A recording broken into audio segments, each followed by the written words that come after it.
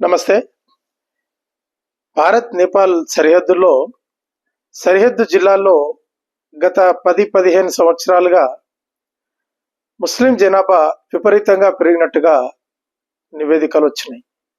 ఇందులో కొన్ని జిల్లాల్లో అయితే, శ్రవస్తీ లాంటి జిల్లాల్లో అయితే 10% నుంచి 30% గత 10 ఏళ్లలో ముస్లిం జనాభా పెరిగింది. అయితే ఈ విధంగా ఒక డెమోగ్రఫీ చేంజ్ జరగడం వల్ల ఏం జరుగుతుంది అని అంటే, రీసెంట్గా వార్తల్లో వచ్చిన విషయం, 3 పాకిస్తానీ తీవ్రవాదులు నేపాల్ గుండా బీహార్లోకి ఆయుధాలతో ప్రవేశించినట్టు ఇంటెలిజెన్స్ అలర్ట్ ఇచ్చింది. ఇప్పటికీ కూడా వాళ్ళు ఇంకా దొరకలేదు.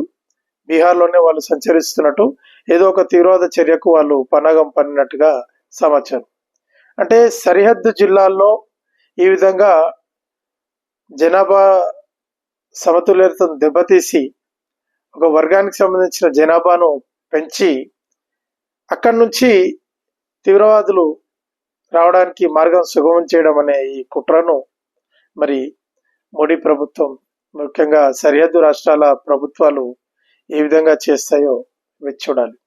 నా ఈ వీడియో మీకు నచ్చినట్లయితే లైక్ చేయండి, షేర్ చేయండి, నా ఛానల్ సబ్స్క్రైబ్ చేసుకోండి. జై హింద్.